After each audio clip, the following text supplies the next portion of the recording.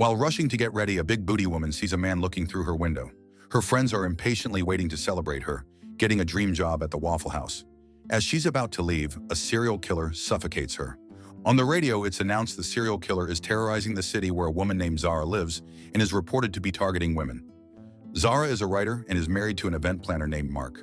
When Mark's career starts taking off, her kitty feels neglected and asks for a divorce. Zahra is so beautiful. Losing her would be Mark's biggest fumble. Since Zahra can't take Mark and the divorce off her mind, her friend and co-worker Natalie suggests that she interview Joshua Wright, a divorce lawyer she had interviewed before, about divorce. She sends Zahra Joshua's number and says that it can save her marriage. And if it doesn't, at least she'll have an excellent story to write about. During a call with Mark, Zahra admits to not wanting to push through with the divorce. He apologizes and says that he wants them to fix things. Their call is interrupted when his client, Victoria, demands that he hang up because they're working. Fearing he'll lose his client, Mark is forced to hang up. When Zahra walks into Joshua's office, he looks like his peanut just got erect. She asks about divorce, including asking him if he has ever had a client who was unsure of going through with it. Girl, that's why they have marriage counseling. When he tells her that he has looked her up and that he is assuming that part of her seeing him is her trying to test the waters, she says she's there for some perspective. During a night out with Natalie, Natalie finds out that Zahra likes cream in her coffee. However, Zahra says she likes her coffee black. She is all giddy, though, about a man with blue eyes gawking at her. Coincidentally, Joshua walks in, so Natalie lets the two talk privately. Afterwards, she asks him if he'll take her as a client if she decides to push through with the divorce. Joshua tells her that he can't because he's interested in her and that it's a conflict of interest. Girl, if you're interested in mayonnaise, you can do way better than that. One day, Zahra receives a photo from Joshua where Mark is kissing another woman. Feeling crushed, she blames herself for asking for a divorce. But Natalie tells her that she shouldn't blame herself for Mark's actions. When she gets home, Zahra calls Mark, but he doesn't pick up. Pissed, she destroys their photo together. Since she's not in the mood to drink her problems away, instead of meeting with Natalie, Zahra meets with Joshua, who comforts her and brings her to his apartment. When asked how he got the photo, he says one of his clients works as a paparazzi. He caught the photo while working at an event and sent the photo to the last person he messaged before they took away phones. Haul up! That story sounds sussy as hell. It's gotta be IA. Joshua goes to kiss her, and she can't help but see her hubby. However, they end up sleeping together anyway. When she asks him why he became a lawyer, he shares that when he was a child, his mom killed his dad because she was jealous and accused him of cheating, despite him only loving her. He felt powerless, especially after witnessing his dad's face when he realized that his mom had mixed arsenic in his coffee. Traumatized, he vowed to never feel powerless again. This story sounds sussy too. The next morning, Mark calls Zahra, who confronts him about the photo. Mark explains that the woman kissed him, and he's calling her to tell her about it. She forbids him to return home, but he informs her that he's flying home and begs her to meet him. After the call, Joshua, who's beside her the entire call, asks if she's going to meet him, and she says yes. While Joshua makes coffee for them, Zahra looks for mouthwash to get that dick breath out her mouth. She opens a drawer that contains vials of lorazepam. As she takes a closer look at one of the vials, she is startled by Joshua, who tells her that the lorazepam is for his anxiety. He gives her coffee, and after he leaves, Zahra, who gets a bad feeling, spills the entire mug into the sink. Girl, at least you smart for that one. At a park, Mark apologizes to Zahra for what happened and explains that he immediately pushed the woman away and walked away. He says he has only put work before her, but he has never cheated on her and will never cheat on her. I know that's right, especially with Zahra looking fine. Joshua approaches them and the surprised Zahra asks him why he's there. He explains that he had a meeting nearby and introduces himself to Mark, who gets upset that Zahra got a divorce lawyer without talking to him first, prompting Zahra to explain that she's interviewing him for an article she's doing. When Joshua insists on staying to help them and touches Zahra, Mark gets angry and demands that he leave. Annoyed about the brewing fight, Zahra leaves. When Mark confronts Joshua for messing with his wife, Joshua advises him to focus on how his marriage got there instead of blaming it on other people. Mark demands that he stay out of their business. One morning, when Zahra goes to work, her boss, Brian, asks if she's okay because she's been late the past few days, to which she says she's going through some personal issues. After he informs her that she has a visitor, Zahra is shocked to find Joshua's side part balding and waiting for her in her office with a bouquet of roses, especially since it's been a couple of days of no contact with him. He tells her that he wants to brighten up her day, but she tells him that he doesn't have to and that she just wants some time alone. Since the writers' offices have glass walls, they see Brian watching them. When he asks her if she wants him to start the paperwork for her divorce, she reminds him that he said he can't because of a conflict of interest. He says he's offering help because he feels responsible for making her situation complicated. Since she's unsure, he suggests they talk about it over dinner, prompting her to ask him to give her some space. After he leaves, Brian tells Zahra that she can talk to him if she needs someone to talk to. Brian trying to holla at her too. At 2:58 a.m., Joshua trespasses into Zahra's house, heads to the bedroom where Zahra is sleeping, and places a small camera in the air vent.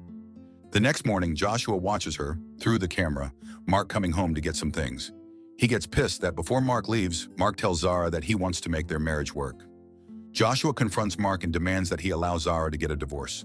When he tells him that he has given counsel to Victoria, the woman who kissed Mark, has decided to file sexual assault charges against Mark. He firmly denies the allegation. Joshua then tells him that he might influence Victoria to drop the lawsuit if he lets the divorce happen. Pissed, Mark threatens to hit him, but Joshua threatens to file an assault charge against him. Even says he'll win because Joshua's white. Oh, hell to the gnaw. Someone pull out this guy's nose hairs one by one. Mark informs Zahra about Joshua's threat to keep him away from her and asks if she slept with him, to which she admits. Although Mark is hurt by the truth, he tries to understand that it happened when she was vulnerable. Working together against Joshua, Zahra suggests getting Joshua to say something incriminating on recording, since he trusts her. Knowing how dangerous he is, Mark reluctantly agrees. Zahra goes to Joshua's office and informs him that she needs to take his offer to handle her divorce, even if they're involved because Mark is harassing her. Joshua pretends that he never offered anything as he can be disbarred and advises her to go to the police and file a restraining order. Pissed, she tells him she doesn't want to see him ever again.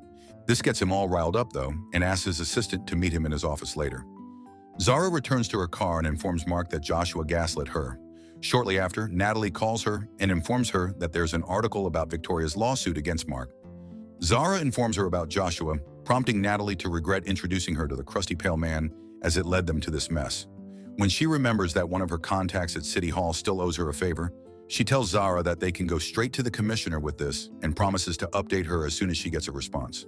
At home, Mark shares with Zahra that he deals with obsessive people like Joshua at his job. Mark and Zahra admit to still being madly in love with each other and decide not to go through with the divorce. They kiss and end up making love.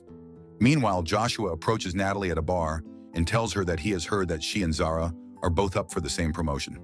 Since she previously did him a favor, he offers her a story that will both get her the promotion and establish her as a serious writer. When he says that Zahra seems to have landed herself into a career-ending scandal, she asks him to stop and informs him that she is aware of what he is doing to Mark. He continues to try to turn her against Zahra, but she tells him that it sounds like he is trying to set Zahra up to take the fall and that she doesn't want to hurt her. He tries to trigger her by saying that Zahra is honestly the better writer between the two of them, but assures her that Zahra won't get hurt. When she asks what she has to do, he tells her, absolutely nothing, and leaves. Later in her car, Natalie leaves a voicemail for Zahra, informing her that she has yet to receive a response from her contact. As soon as she hangs up, Joshua, who's in the back seat, sedates her with Ozempic. And that's what happens when you start trusting spoiled milk. The next morning, Zahra is shocked to see Joshua leaving their office. Brian informs her that Joshua claims that she had been using him to get dirt on his clients, which she immediately firmly denies. He adds that Joshua is threatening to sue the company, but will consider dropping the lawsuit if they issue an apology and fire her. Brian asks for her side of the story, and when she tells him the truth, he believes her, despite finding it ridiculously unbelievable. That's when I know Brian been trying to get into her coochie. Since the owner would surely want to fire her to avoid the backlash against the company, Brian puts her on leave until he figures out what to do so it won't look like he's helping her. Zahra goes to Joshua's office where Joshua's secretary, Sherry, discreetly informs her that Joshua is watching her. She spills the tea and says he has cameras everywhere so she can't be seen helping her because he will kill her and her family too. She adds that she knows what she's going through because she's not his first victim. When Zahra gets home, she is horrified to see Natalie's corpse in the bathtub. As she stumbles away in horror, she bumps into a smiling Joshua, who swiftly injects her with Zempic and happily informs her that it's good for anxiety and sedation. He then says that Natalie wasn't so innocent because she was willing to sell out her friend for a better job. Literally gagged by the revelation and bound, Zahra awakens in the bedroom and is horrified to see an unconscious Mark just a few feet away. Joshua shares with her that he plans to frame her with the story that she found Mark and Natalie in bed together, which led her to shoot them dead. He says she deserves to be punished for sleeping with him while she's still married to Mark. When he temporarily removes her gag, she asks if he thinks the entire thing will make her want to be with him, to which he reveals that everything was just meant to entertain himself, but he finds her reaction disappointing. He adds that the only thing he liked was seeing Natalie beg for her life. When he says that his mother taught him that women like her deserve what's coming to them, she realizes that he's the serial killer. I mean, who didn't see that one coming? Brian arrives at the house to talk to Zahra and is shocked to see Joshua answering the door. While Joshua lets him in and shoots him, Zahra frees herself and awakens and frees Mark. When Joshua returns to resume his plan on the couple, Mark attacks him, which leads to his gun slipping away and lets Zahra run. Unfortunately, Joshua overpowers Mark and catches Zahra. As he chokes Zahra, Mark takes Joshua's gun and points it to his head, forcing him to let Zahra go. As Mark is about to shoot Joshua, 2 police officers barge into their home, and Joshua immediately acts like a victim and tells them that Mark shot Brian. Following the officers, Mark puts the gun down, and he and Zahra ask them not to shoot and try to tell them the truth. When Sherry, the one who called the cops, arrives and points Joshua as the real suspect, Joshua grabs the gun and points it at Zahra. Mark takes the bullet for Zahra, and the officers fatally shoot Joshua. Soon Brian recovers, but he still needs to use a wheelchair. When he leaves the office, he recommends Zahra for his position. Zahra then takes Sherry in as her secretary, and she writes an article about the entire Joshua situation and lets Brian read it. Mark recovers, and he and Zahra live happily together. What's the moral of the story? Never sleep with a man with a balding side part. What did y'all think of this one? Hey, if you like this video, make sure you subscribe now and turn on the notification because YouTube isn't recommending my videos. And if you like to watch more foolishness, click here or here.